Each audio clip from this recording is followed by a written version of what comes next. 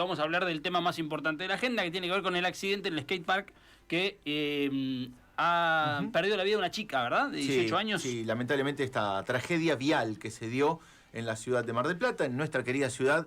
Esto fue el lunes aproximadamente cerca de las 19 horas, en donde un colectivo de la línea 532 estaba llegando a la histórica parada de Playa Bristol, ahora también conocida como la parada del skatepark, Claro, porque justo está ahí también este lugar.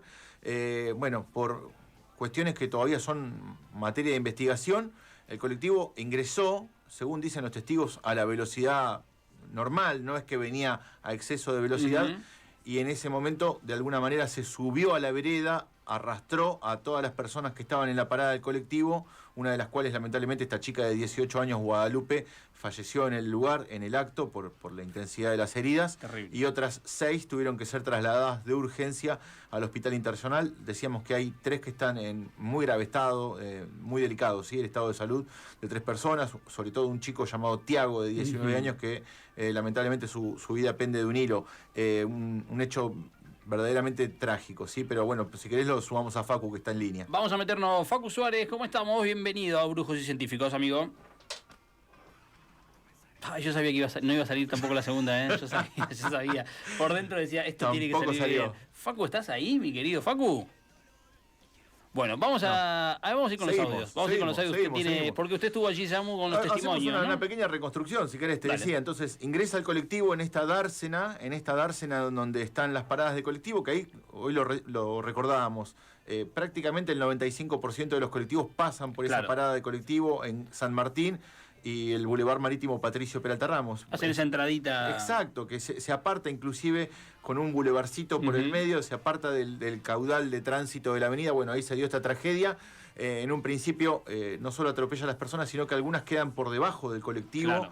Yo llegué cuando ya habían arribado los bomberos y el grupo especial de rescate, y se veían momentos de desesperación porque estaban tratando con gatos neumáticos de criquear el colectivo. ¿Todavía con la gente ahí? Sí, con la gente que estaba atrapada por debajo del ómnibus. La verdad que fue un momento de muchísima desesperación y que finalmente derivó en los trasladados. Estuvieron trabajando los bomberos, el grupo especial de rescate, personal de la policía de la provincia de Buenos Aires, gente del Ministerio de Salud de la provincia de Buenos Aires, Defensa Civil, Tránsito de la ciudad de Mar del Plata. Al chofer lo quisieron golpear, lo quisieron linchar, como se dice, ¿no? Algunas personas enfadadísimas por lo que había pasado y lo tuvieron que trasladar a la subcomisaría Casino, que está ahí a algunos metros de la escena de esta tragedia. Y hay que decir que ya hubo una ronda de declaraciones por parte de no solo el chofer de la unidad, sino de testigos. Y en particular me voy a referir a mujeres que estaban dentro del colectivo, que venían viajando y que vieron y dieron su testimonio, y es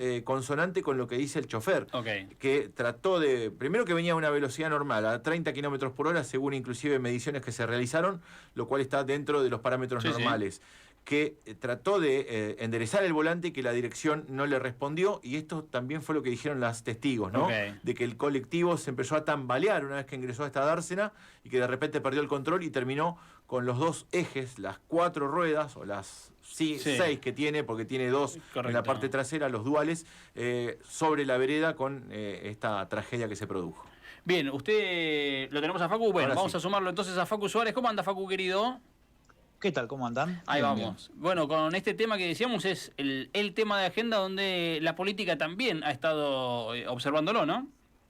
Sí, porque Guadalupe Merlos, que es la chica víctima de 18 años, víctima fatal, es el nombre propio que asume esta crisis del transporte público de pasajeros en Mar del Plata, que no es de ahora, que es de hace mucho tiempo, pero que vuelve a poner en foco el rol que está teniendo la política en estos últimos años para tener o no tener, en realidad lo que se pone de fondo es la falta básicamente de una política pública para revertir esta crisis que poco a poco se va profundizando más.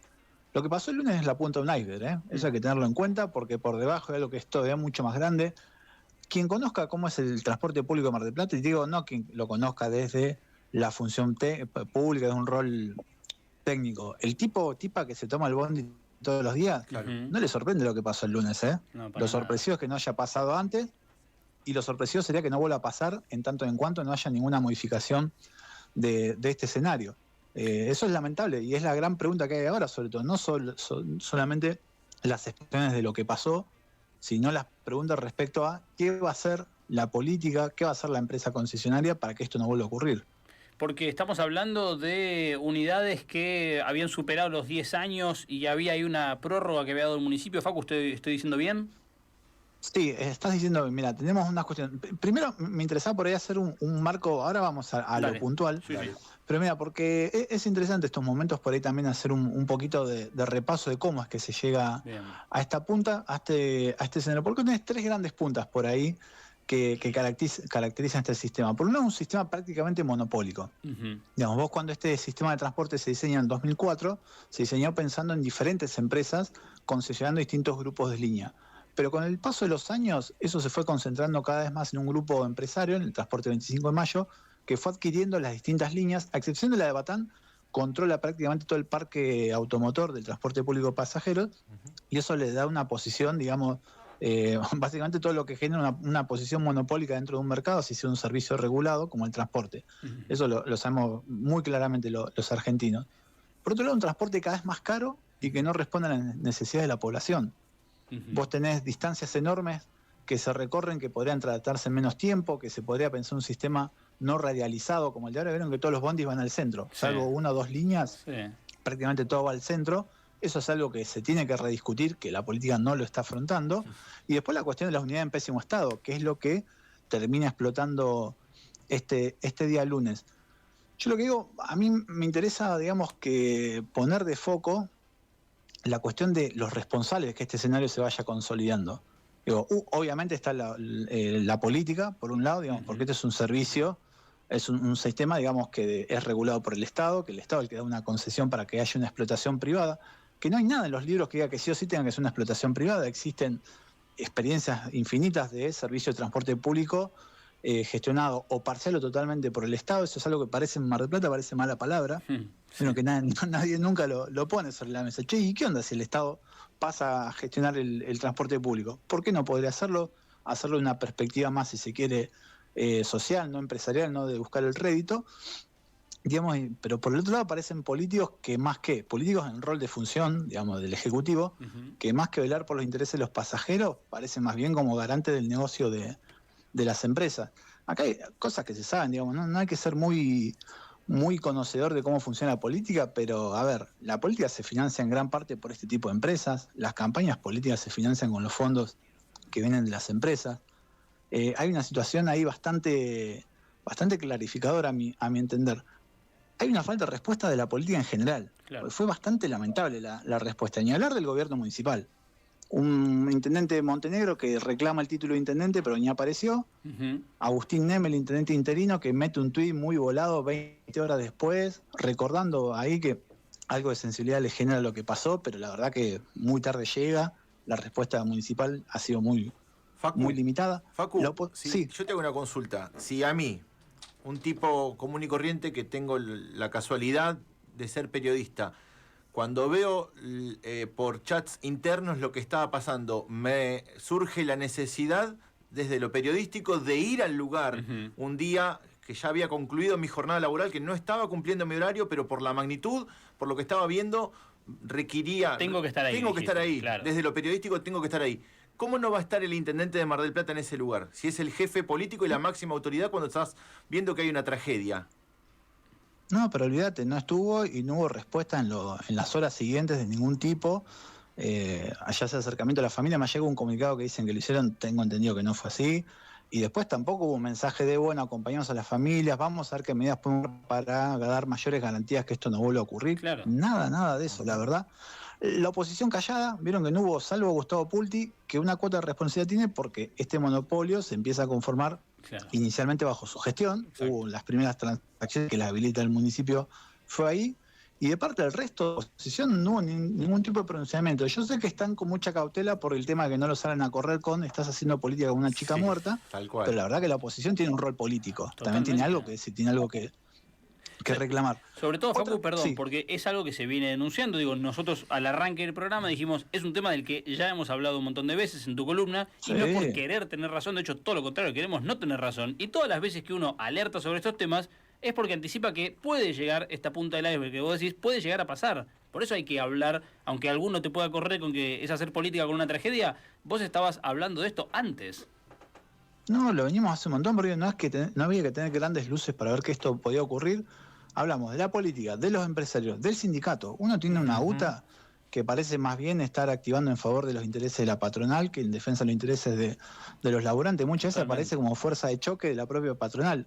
Desde una empresa que pide aumentos y sorpresivamente aparece un conflicto sindical de la nada y la UTA haciendo un paro, que más que un paro es un lockout patronal. Tal cual. Se da una situación muy curiosa. El padre de la chica, lamentable. El padre de la chica fallecida es chofer. Es increíble eso, ¿eh? Es chofer, con lo cual la UTA ahí no dice nada, no aparece para nada. La justicia, porque por ejemplo, cuando salta toda la evidencia de un fraude, como en la causa de los choferes fantasmas, ¿recuerdan esto de los empresarios de transporte de Mar del Plata? Cierto. Inventando choferes para cobrar más subsidio del Estado. Toda la evidencia sobre la mesa y la justicia le termina dando una probation a los empresarios. La justicia también como responsable y la cuota de responsabilidad que tenemos los medios de comunicación. Los periodistas menos que los empresarios de comunicación, pero acá hay medios de comunicación que silencian mientras las empresas financian medios de comunicación, que no sale lo que se tiene que hablar, que hablamos con eufemismos. Se habla mucho de la CAMETAP, de los empresarios de transporte, y no el nombre propio que poner sobre la mesa, que es Juan Insa, que es el dueño del transporte en Mar del Plata. Los medios concentrados, los más grandes de Mar del Plata. Fíjense ustedes cómo empiezan a mirar la cobertura de las últimas horas de los grandes medios, como el tema va desapareciendo de a poquito. Y de a poquito y bastante, te estoy diciendo, y en los próximos días ni hablar. De hecho, creo que salió algo sobre el padre de este chico que está, Tiago, ¿no? ¿Es el nombre? Sí, el padre de Tiago, el señor Diego. Yo no puedo dejar de pensar que lamentan esta situación porque hace que el tema siga estando vigente. Digo, ¿no? Los que quieren silenciarlo es un estorbo esto.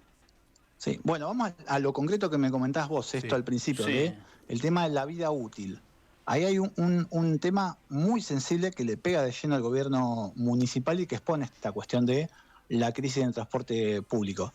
El micro que chocó, que es un Mercedes-Benz BMO 384, patente ONS 379, es modelo 2015. Esto surgía ya claramente antes que el municipio sale a reconocer esto, porque algunos medios ya habíamos empezado a publicar que este bondi, según la información a la que se accedía en lo que es el Registro Nacional de la Propiedad del Automotor, era modelo 2015.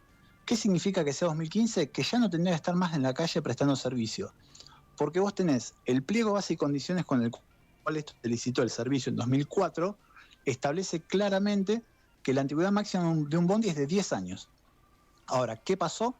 En mayo, o sea, el mes pasado, hubo una resolución del gobierno municipal, firma no del intendente porque es una resolución, sino del secretario de Legal y Técnica Martinelli, que es el mismo tipo que avaló todo lo que está pasando en el Estadio Minela, le autoriza, a pedido de las empresas, a ampliar la vida útil por 3 años más. Qué puntería, viejo, a los modelos 2000, un mes antes lo hicieron nomás.